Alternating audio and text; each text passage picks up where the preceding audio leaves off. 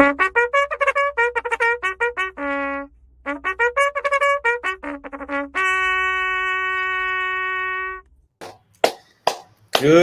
morning, good morning, good morning. Welcome to another Nudelberg Daily Huddle where we get after it. We Hey, I got the LinkedIn we get your mind notification. right. What's that, Shay? I got the LinkedIn notification. Maybe it's working today. Oh, right. Maybe LinkedIn's working today. But regardless of whether or not LinkedIn is working, you can always head over to the YouTube channel for the Nudelberg Daily Huddle and subscribe there and like and comment and share. Great stuff, guys. We got to jump right into it. We got to start talking about it. Unbelievable event last night. So round of applause for Shay. Round of applause for you, Jake. You guys did a great job putting it together, and an absolutely wonderful group of women and a few men. That came together to have real conversations. And yeah, I think, the conversation for women, about women, I think we learned a lot being men there. I think being the few chosen men that were in the room, we learned. And trust me, nobody learned anything more than I did. I was about to say, kudos to Mark for sitting in the hot seat for 2 hours and having to be asked questions, how to moderate, how to move the conversation along, and kind of avoid the landmines, I would say. It was good morning, Ross Calvert. Looking forward to catching up with you later on this morning. So the number one takeaway was we named it the wrong thing, right? It's no longer the Women's Power Summit. It's just the Power Summit. And it may have been a conversation for women by women, but it should have been including men for men to hear. Right. So we got to do a better job next year of including influential men in that group and in that setting, so that they could hear the takeaways. And Jen Starkey is here. Good morning, Jen. You keep saying how fantastic I was, and I really, really appreciate that. But I want to let you know I've never been more excited to go to work for TD Bank in my entire life. If you were to run for president, I would vote for you, Jen. I was sitting there going, should I be thinking about working for TD Bank? Well, no, I'm putting in my request for my 1 hour tennis mental health. Right. I would like that approved now, please. So for those of you who don't know Jen, I highly recommend you reach out to her. She was fantastic as a panelist last night, but she's got unbelievable things going on at TD Bank, and you need to reach out to her to have a conversation. But there are the pictures. Thank you to Arlene and Laney from American Cancer Society. Thank you to Christy and everybody at City Furniture. Val was there, and thank you to Lindsay for helping us set up. We had some unbelievable visual backdrops. We had the pink pumpkins passed out to everybody. So we definitely did our part to turn the city pink and help support City Furniture in their raise for American Cancer. But I can't wait to talk about some of the nuggets that came out of it too. It was cool for me, to watch when you go to certain events, and especially some roundtables, the audience is silent. And it was really cool. The room that we had, General Provisions, shout out to them. It was tight enough and, it was cozy enough that everybody started to join in the conversation. And I did screw up last night. I did not give a shout out to Top Hat for providing the food. They did a great job. Food was awesome. Those little Parmesan they were like cracker Oreos. things. They should package and put those in stores everywhere. Dangerous. And as Joy Linsky says, I want to work for TD Bank. Jen Starkey did an unbelievable job of recruiting for her organization. But shout out to Lori. Lori was fantastic. Shout out to Jen Lederer. The conversation from a entertainment perspective and from a communication perspective was really great. And obviously, Christy, you did an amazing job as well. Loved hearing the stories coming from retail. We'll talk more about some of the takeaways, but before we do that, we have got to wake up. Wake up, everybody! Get up! Get up! Get up! Get up! Wake up! Come on! Come on! Wake up, everybody! Teach a new way. Maybe then that listen what you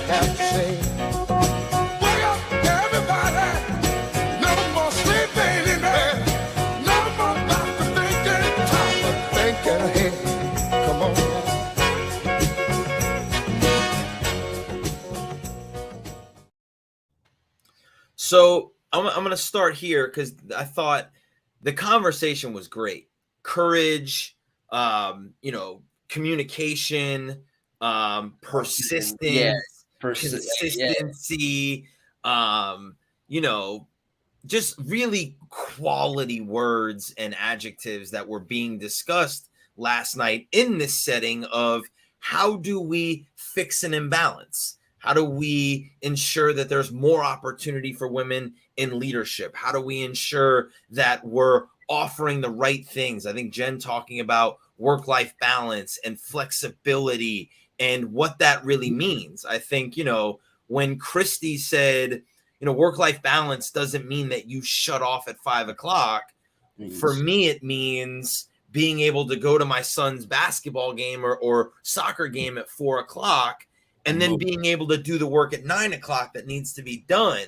So figuring out and having the flexibility, as Jen was talking about, of what fits you as an individual. How do we as an organization help fit your lifestyle so that we're clear on what needs to be done?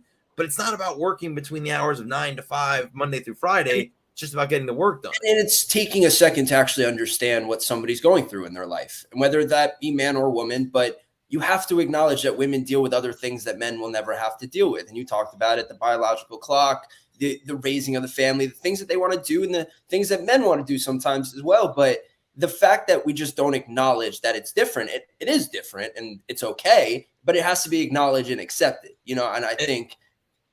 And so having that conversation about like, okay, the motherhood penalty, and is this being discussed in a boardroom as somebody's being, looked at as a possible opportunity for a leader? And is that, hindering people or women from being able to progress? There was a comment from Devin that I want to say, because she put it in the post this morning, but she was saying that it's not always about being the victim. Sometimes when you don't get into a situation, that's a blessing. They were keeping you from getting into a toxic environment. They were keeping you from getting in. They were pivoting you away from a scenario that wasn't meant for you and pivoting you towards something that was, which I don't think they're mutually exclusive. I don't think it's one or the other. I think it's both. I think as people, we have to recognize when we don't get something or we're not afforded an opportunity. You got to find the opportunity in that failure. You got to find the window that you're going to go through because the other one closed. But at the same time, got to make sure that the conversations we're having at the top are the right conversations. So yes, change needs to be had, but also we need to ensure that our mindset is the right way in order to be able to handle it. And I think it's a point that they talked about, like men need to be in the room. Men need to be having this conversation. Like it doesn't change unless the other person changes as well. It can't be just the group that wants to be recognized or have the equal, and it goes for anybody trying to get rights in this country. I think it's until everybody's having the conversation, no change really gets done. So it's important that we as men and people that are in the roles acknowledge that the world is changing, or it has always changed. We just haven't acknowledged it to this point and have to now, and take the necessary steps. And I thought what Jen Lederer had talked about with, people having options now, I think that helps push the change a little bit. And we had talked about the McKinsey study that, they called the Great Breakup, which is this massive amount of women that are leaving their jobs and leaving their organizations at an unprecedented rate. But the cause behind that, or the benefit of that, may be the cause is there's more options. Right? I don't feel like I have to be here with you. I will find somebody who values me for what I have and offers me the things that I'm looking for. But also the other side of that is, okay, well, maybe we can help fix those places. Maybe we can start to have more of those places so that it's not this stark difference of toxic culture and not toxic culture, and masculinity versus all the other things. And it's sad it exists, but when a man wants to achieve a lot and is very hungry, and that's looked at as like a positive, like that's a good trait, and we heard it talk about it last night, and you even said the B word, and they don't want to feel that way. And if they act that way, some people are like, wow, you're really over the top and you're too much, like relax. And it's sad that they have to think about that and how they're coming off. Well, and I was glad I had the opportunity to kind of steer that conversation to more of a just overall leadership conversation, because look, like there are dudes that you look at and you're like, you're an asshole. You know what I mean? Like so, and there are women that you look at and you're like, you're a bitch. You know, but what equates to that, or the characteristics that go along with that, shouldn't be, because they're an authoritarian, or because they're a disciplinarian, or because they hold people accountable. Like, that's not the thing that makes you a bitch. That's not the thing that makes you an asshole, or it shouldn't be, right? The thing that makes you a bitch, or the thing that makes you an asshole, is your unwillingness to morph your communication style to fit that person that you're with, that unwillingness to have any kind of influence or any kind of gauge, and only be one way all the time through your communication.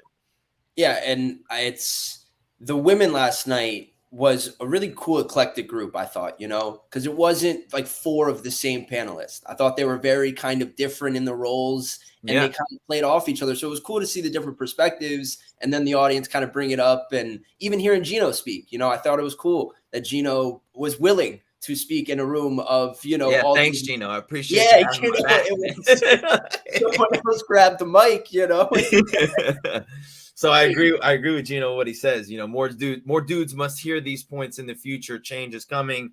That's why we're doing it. We're going to continue to do it. We may execute this more often than once a year. We may execute different kinds of these events, but it was really successful. For those of you who were not there and did not get the opportunity to take part, please reach out to the people that were there, because there were some unbelievable nuggets and great stuff shared. Let's get to the morning motivational music, and then we're going to come back and talk all about consistency.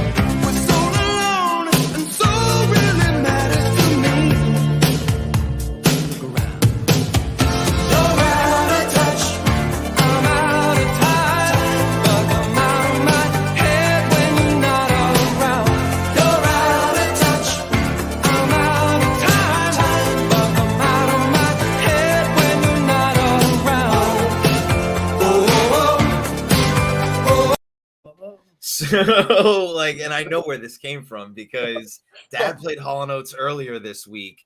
That sent me on a spiral that morning. I was in the car and I was on the Hall & Oates greatest hits, and I sent the message to you, like, they don't get enough love. They're really good. They were so versatile. Their music has serious range to it.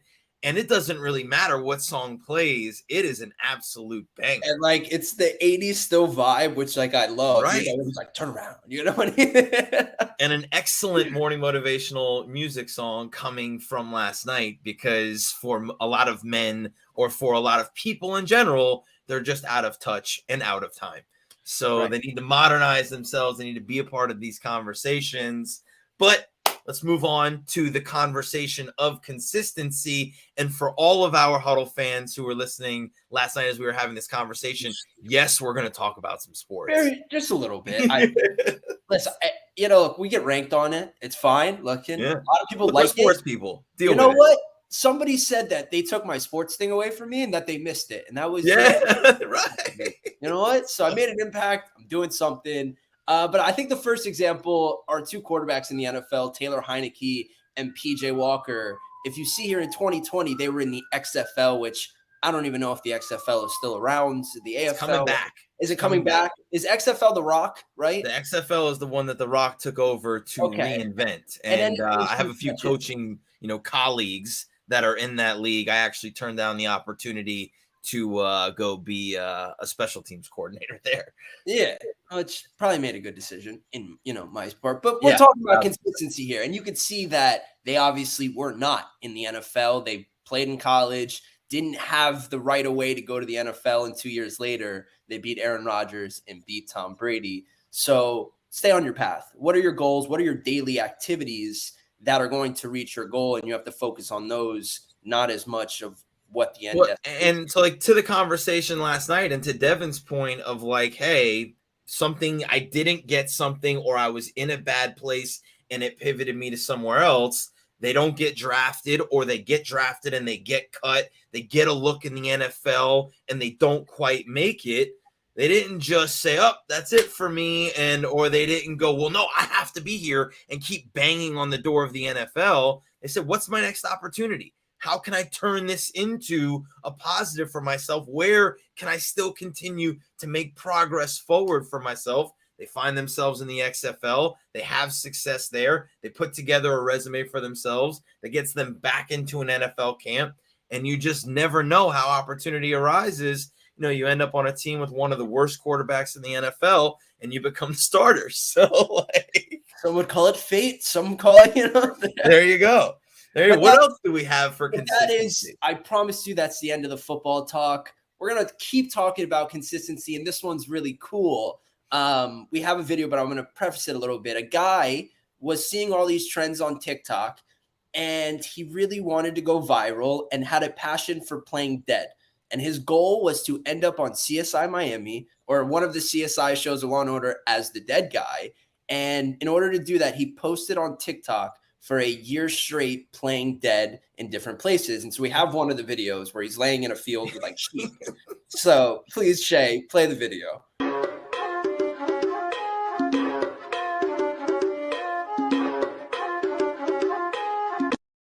So this day 313 of playing dead.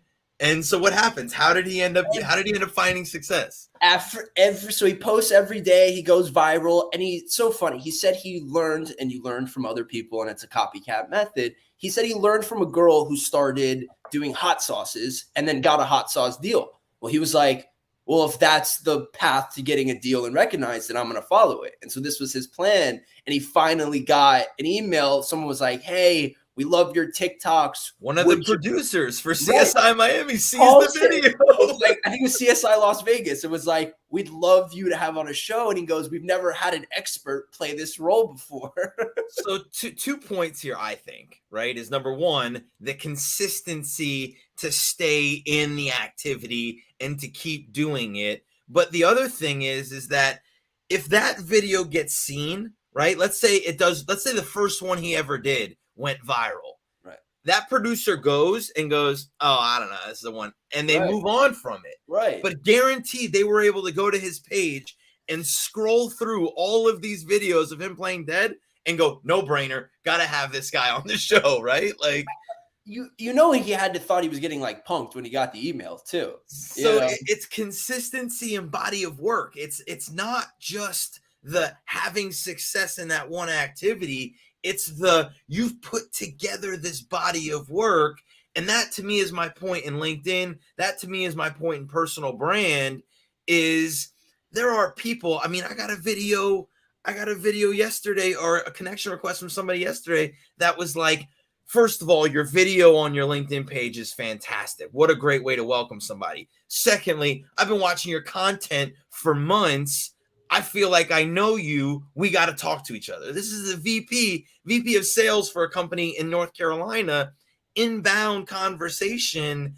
That it's the body of work. It's not the one time that they see you. It's the consistency of day in and day out, even if they don't find it until months later. Right. If you don't get the payoff, I think we live in an instant gratification world, and it's only getting worse. And my generation's to blame a lot of it on, which I'll take. But it's cool to see somebody just consistently do something without getting the reward. Just loving the process. And I'll go back to it. I'm sorry. It's Nick Saban. He never talks about the national title. Like, it's fascinating for someone to have that much success and never talk about the actual success is fascinating to me. I'm gonna talk about it again because I use it in the keynotes now, and I'm sure everybody's nauseated by it. But when he talked about the receiver, Larry Fitzgerald coming and speaking to the team, right? They asked him, they say, how did you stay motivated all those years in the NFL, being the number one receiver year after year after year?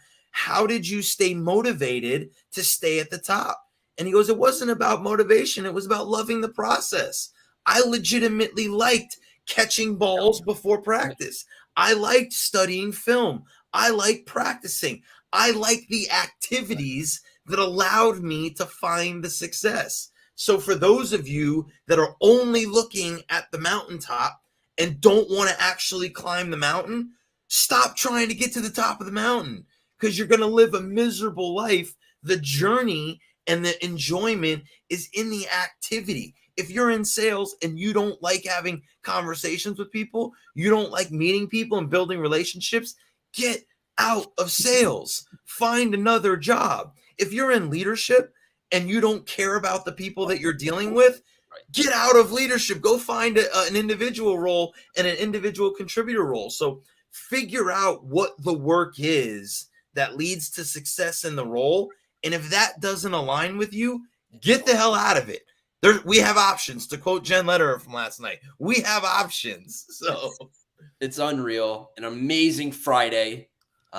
Consistency, guys. Yeah. Monday, Tuesday, Wednesday, Thursday, Friday. It's all about consistency. And oh, by the way, the grind includes Saturday and Sunday. Get to it. But in the meantime, let's get down to business. Please don't worry about me. I'm about to let my heart speak. My friends keep telling me to leave this. So let's get down to business. Let's get down to business.